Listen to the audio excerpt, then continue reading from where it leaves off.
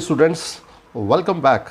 Today we are going to start with the chapter second polynomial of class 10th mathematics.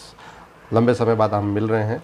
तो प्यारे बच्चों, polynomial chapter जो है वो आप बहुत पहले की क्लासेस से पढ़ते आ रहे हैं, बट रिसेंटली जो 9th स्टैंडर्ड में आपने पढ़ा है वो नॉलेज आपके बहुत काम का है. तो आइए इस वीडियो में हम आज 9th में क्या क्या चीज़ें पढ़ी, क्या क्या फंडामेंटल कॉन्सेप्ट्स हैं, उनकी बात करते हैं. आपने क्लास 9th में पॉलिनोमियल्स के टाइप्स पढ़ने से पहले आपने पहले डिग्री पढ़ी थी कि डिग्री ऑफ पॉलिनोमियल क्या होता है. सबसे इंपॉर्टेंट टर्म थी. प्यारे बच्चों, डिग्री ऑफ पॉलिनोमियल से मीनिंग होता है कि किसी भी पॉलिनोमियल की जो हाईएस्ट टर्म होती है वेरिएबल की, हाईएस्ट पावर, टर्म का मीनिंग बोल दूँ मैं, पावर की हाईएस्ट पावर जो होगी उसको आप डिग्री बोलोगे. तो इसका एग्जाम्पल लेता हूँ मैं. जैसे कि कोई पॉलिनोमियल p ऑफ x लिया, 7x to the power 6 minus 5x plus 7 and minus 6x to the power 6. तो आपको क्लियर दिख रहा है कि इस पॉलिनोमियल में टोटल 4 टर्म्स हैं और इन चारों टर्म्स के अंदर जो हाईएस्ट पावर है वो 6 है. क्योंकि ये मैंने 2 बार रिपीट किया है तो इसको आप सिंप्लीफाई करोगे तो ये बन जाएगा x to the power 6 minus 5x plus 7. तो अल्टीमेटली क्या मिला आपको? वेरिएबल की 2 पावर मिली है. इस टर्म में वेरिएबल x की पावर 6 है और इस टर्म में वेरिएबल x की पावर जो है वो 1 है. तो 6 और 1 में हाईएस्ट कौन हुआ? 6. तो इसको हम बोलेंगे पॉलिनोमियल ऑफ डिग्री 6. ठीक है. अब हम आगे चलते हैं कि ये तो पढ़ लिया डिग्री का मीनिंग. आपको क्लास 9th में ये भी पढ़ाया था कि जो डिग्री यानी कि जो वेरिएबल की पावर है वो हमेशा 0 ऑनवर्ड यानी 1 2 3 4 होती है. वो कभी भी नेगेटिव टर्म नहीं होती है, कभी भी वो फ्रैक्शन नहीं होनी चाहिए. जैसे फॉर एन एग्जांपल आपको कोई कहे कि चेक करो भाई कि ये 1/x जो है वो पॉलिनोमियल है कि नहीं, तो प्यारे बच्चों आप इसको लिखोगे x टू दी पावर -1. तो यहाँ पावर कैसी आ गई? नेगेटिव. और नेगेटिव पावर कभी भी किसी पॉलिनोमियल में नहीं पॉसिबल है, तो ये पॉलिनोमियल ही नहीं है. एक और एग्जांपल लेते हैं हम. मान लीजिए आपको मैं कहूँ कि √x - 7 p of x equals to √x - 7, क्या ये पॉलिनोमियल है? तो आप देखेंगे कि यहाँ x की पावर 1/2 आ रही है और वेरिएबल की पावर फ्रैक्शन भी नहीं चलती है, तो ये भी एक पॉलिनोमियल नहीं है. यानी पॉलिनोमियल में आप नेगेटिव पावर को एक्सेप्ट नहीं करते हैं और पॉलिनोमियल में आप जो पावर होती है वो फ्रैक्शन में भी आप एक्सेप्ट नहीं कर सकते. सिंपली पावर आपकी 0 1 2 3 ऑनवर्ड्स होती हैं, उसी को हम डिग्री ऑफ पॉलिनोमियल बोलते हैं. Is that clear? चलिए, अब आपने क्लास 9th में आपने पॉलिनोमियल के टाइप्स पढ़े थे, टाइप्स ऑफ पॉलिनोमियल. प्यारे बच्चों, टाइप्स ऑफ पॉलिनोमियल्स में सबसे इंपॉर्टेंट बात थी कि आपने मेजर जो 2 तरीके से पढ़ा है. पहला पढ़ा था आपने नंबर ऑफ टर्म्स के बिहाफ पर कि पॉलिनोमियल में कितनी टर्म्स हैं, उसके बिहाफ पे हमने बाइफर्केशन किया था. और सेकंड हमने किया था डिग्री ऑफ पॉलिनोमियल के बिहाफ पे कि उसमें डिग्री कितनी है. तो नंबर ऑफ टर्म्स और डिग्री ऑफ पॉलिनोमियल ये इनके क्लासिफिकेशन का एक बेसिस था और इसके बिहाफ पे हमने क्या क्या पढ़ा, आइए बात करते हैं. नंबर ऑफ टर्म्स को हम पहले लेते हैं. नंबर ऑफ टर्म अगर यानी n इक्वल्स टू 1 हुआ तो ऐसे पॉलिनोमियल को आपने बोला था मोनोमियल. मोनो का मतलब होता है प्यारे बच्चों 1, या मोनो का मीनिंग भी 1 है. यानी कि एक पावर की जो पॉलिनोमियल होगा उसको आप मोनोमियल बोलेंगे. एग्जाम्पल लेते हैं हम इसका एग्जाम्पल ये बन जाएगा. मान लीजिए कि 7x, यहाँ पर 7x एंटायर 7x एक सिंगल टर्म है, दैट्स वाई ये मोनोमियल की फॉर्म में कंसिडर होगा. एक और एग्जाम्पल लेता हूँ जैसे कि 5, और एग्जाम्पल लेता हूँ जैसे कि -3y. ये सारे एग्जाम्पल प्यारे बच्चों मोनोमियल के हैं. क्लास 9th का रिकैप्चरिंग चल रहा है और 9th में आपने सारी चीज़ें पढ़ रखी हैं, तो आपको लग भी रहा होगा कि हाँ ये चीज़ें हमें याद हैं. चलिए, मोनोमियल के बाद में जब नंबर ऑफ टर्म n की वैल्यू 2 हो जाती है, ठीक है, n की वैल्यू 2 हो जाती है, तो उसको हम बोलते हैं बाइनोमियल. प्यारे बच्चों, बाइनोमियल में ये जो बाई होता है, बाई का मीनिंग ही 2 है, यानी कि नंबर ऑफ टर्म्स 2 होगी तो वो बाइनोमियल होगा. कुछ एग्जाम्पल हम देखते हैं कि आप खुद कोशिश करिए 2 टर्म्स लिखने की.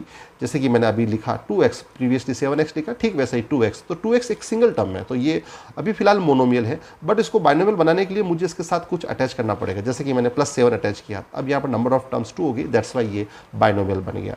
सिमिलरली मान लीजिए मैं -3x लिखता हूँ, तो अभी तक इसमें सिर्फ एक ही टर्म है -3x, बट अगर मान लो इसके साथ में कुछ भी अटैच कर लेता हूँ जैसे कि +7z, तो ये अब 2 टर्म्स की वजह से ये बाइनोमियल बन गया, ये बाई बन गया. तो बाइनोमियल में नंबर ऑफ टर्म्स जो होती वो 2 होगी. ठीक है. अब तीसरा लेते हैं कि नंबर ऑफ टर्म्स अगर 3 हो जाए तो क्या होगा. तो जब आप n इक्वल्स टू 3 लेंगे, नंबर ऑफ टर्म्स 3 हो जाएगी, तो 3 को यहाँ बोलेंगे आप ट्राइनोमियल. ट्राइनोमियल में ट्राई जो होता है वो ट्राई का वर्ड ही 3 है, जैसे कि आप ट्राई वर्ड से बहुत परिचित हैं, ट्राइंगल है, क्रिकेट में ट्रायंगुलर सीरीज़ होती हैं, तो ये ट्राई का मीनिंग ही 3 होता है। तो इस ट्राइनोमियल में 3 टर्म्स लेनी है, तो इसका एग्जांपल मैं लेता हूँ। मान लीजिए पॉलिनोमियल इन एक्स एक लेता हूँ मैं, 3x, फिलहाल आपने देखा 3x होते ही ये मोनोमियल है, बट मान लीजिए मैं इसके साथ अटैच कर लूँ -7y, तो ये सेकेंड टर्म होगी, तो अभी ये पूरा बाइनोमियल हुआ है। बट मान लीजिए मैं थर्ड टर्म +6 अटैच करता हूँ, तो अब देखिए टर्म काउंट करिए, ये फर्स्ट टर्म, ये सेकंड टर्म -7y पूरा और +6 थर्ड टर्म, तो यहाँ पर n की वैल्यू 3 होगी, दैट्स वाई ये बन गया ट्राइनोमियल। ठीक है, तो ये हुआ classification on the behalf of number of terms, यानी टर्म्स आपकी एक है तो आप उसको मोनोमियल बोलेंगे, आपकी टर्म्स मान लीजिए यहाँ पर 2 हैं तो आप उसको बाइनोमियल बोलेंगे, और अगर नंबर ऑफ टर्म्स 3 हैं तो आप उसको ट्राइनोमियल बोलेंगे। तो प्यारे बच्चों, ये क्लासिफिकेशन था on the behalf of number of terms. तो आप सोच रहे होंगे कि सर टर्म्स 3 ही होती है कि आगे 4, 5, 6 नहीं होती क्या? बिल्कुल होती है। तो जैसे जैसे टर्म्स की काउंटिंग बढ़ती जाएगी, आप उसमें फिर नेम ऐसे बोलते जाएंगे कि जैसे कि 4 टर्म है तो polynomial of 4 terms, polynomial of 5 terms and onwards. Okay, अब मेजर ये 3 ही इंपॉर्टेंट है, इसलिए हमने 3 का ही डिस्कशन किया। अब अपना जो सेकंड बेसिस था पार्ट बी, वो था on the behalf of degree of variable, यानी कि वेरिएबल की जो डिग्री, वेरिएबल की पावर जो हाईएस्ट पावर है, जिसको डिग्री ऑफ वेरिएबल नहीं बोल के अगर बेटर रहेगा कि हम डिग्री ऑफ पॉलिनोमियल बोलें, कि पॉलिनोमियल की डिग्री के बिहाफ पर आप पॉलिनोमियल को क्लासिफाइड कर सकते हैं। तो उसमें पहले नंबर पे आता है प्यारे बच्चों, जब डिग्री यानी कि d = 1 होता है, तब उसको बोलते हैं हम लीनियर पॉलिनोमियल, लीनियर पॉलिनोमियल। ठीक है, अब लीनियर पॉलिनोमियल में d = 1 हुआ, इट मीन्स यहाँ पर आपको वेरिएबल टर्म की पावर 1 मिलेगी। मैं एक एग्जांपल लेता हूँ, मान लीजिए मैंने एक पॉलिनोमियल इन x लिया, तो इसको मैं लिखूँ 2x - 7। अगर आप नंबर ऑफ टर्म्स की बिहाफ पे जाएंगे तो ये बाइनोमियल हो गया, बट अगर on the behalf of degree of variable जाएंगे तो आप देखेंगे कि x वेरिएबल है और उसकी पावर कितनी है, 1, और 1 पावर होने की वजह से इसको हम लीनियर पॉलिनोमियल बोलेंगे। ठीक है, अब मैं डिग्री 2 पर चलूँ, उससे पहले एक बात आपको क्लियर कर लूँ कि मान लीजिए कि डिग्री 0, कई बार ऐसा भी होता है कि आपको डिग्री 0 भी मिलती है। तो डिग्री 0 होने का मतलब हुआ कि जैसे कि ये पॉलिनोमियल इन x लिखूँ, यहाँ पर मैं एक एग्जांपल लेता हूँ कि 3x⁻0 - 7। तो प्यारे बच्चों, यहाँ x के ऊपर पावर आपको क्या दिख रही है, 0। तो 0 पावर किसी भी वेरिएबल पे होती है तो उसकी वैल्यू एंटायर 1 हो जाती है। तो ये 3 × 1 - 7, यानी कि ये क्या बनेगा, ये बन जाएगा 3 × 1 - 7, दैट इम्प्लाइज दैट 3 - 7 मीन्स ये बन जाएगा -4। तो क्या हुआ, ये d अगर 0 है तो वो हमेशा कांस्टेंट टर्म बन जाएगी। तो ऐसे पॉलिनोमियल को हम कांस्टेंट पॉलिनोमियल भी बोल सकते हैं।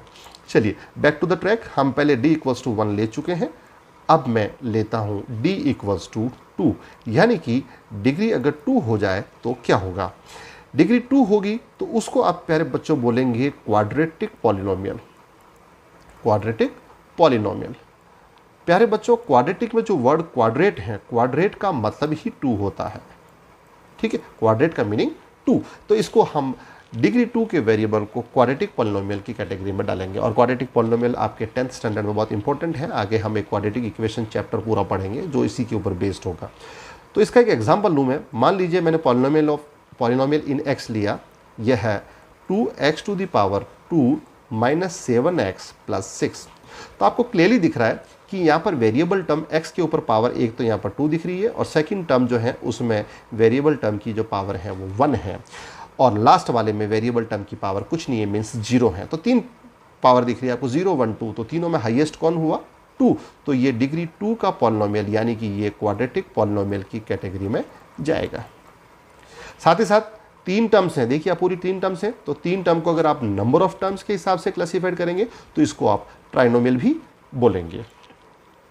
अब हम चलते हैं बच्चों थर्ड कैटेगरी में, जब आपको d = 3 हो जाए, यानी कि डिग्री 3 हो जाए।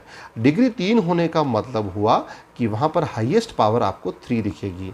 हाईएस्ट पावर 3 दिखने का मैं एग्जांपल लेता हूँ, मान लीजिए कि ये 7x⁻2 - 6x⁻3 + 4।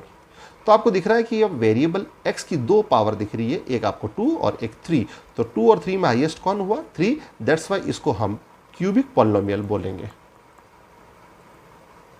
ठीक है प्यारे बच्चों, आपने एक चीज़ नोट की होगी कि यहाँ पर मैंने x की पावर 3 लगाई, x की पावर 2 लगाई, बट x की पावर 1 नहीं लगाई, यानी कि 1 पावर होना कोई ज़रूरी नहीं है। इसके लिए मैंडेटरी है कि आपको x की पावर 3 की टर्म तो चाहिए ही चाहिए। अगर ये नहीं होगी तो आप उसको क्यूबिक पॉलिनोमियल नहीं बोलोगे। ठीक उसी तरह से प्रीवियसली आते हैं नंबर ऑफ जो इसकी जो टर्म्स हैं उनमें से अगर मान लो आपको x की पावर 2 वाली टर्म नहीं मिली तो फिर ये क्वाड्रेटिक नहीं रह के ये क्या रह जाएगा पीछे, लीनियर। यानी क्वाड्रेटिक और क्यूबिक पॉलिनोमियल होने के लिए उसकी जो डिग्री है वो डिग्री की टर्म यानी कि x की जो पावर 3 और पावर 2 की टर्म का होना मैंडेटरी है, क्योंकि वही डिसाइड करेगा कि ये क्वाड्रेटिक होगा या क्यूबिक होगा। अगर वो टर्म ही नहीं रहेगी तो फिर उसको आप कैसे डिसाइड करोगे।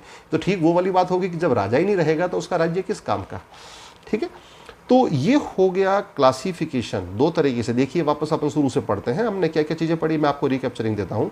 सबसे पहले हमने पढ़ा कि डिग्री ऑफ पॉलिनोमियल क्या होता है, हाईएस्ट पावर होती है। यहाँ पर आपको वैल्यूज़ कौन सी एक्सेप्टेबल है, 0 1 2 3 ऑनवर्ड्स।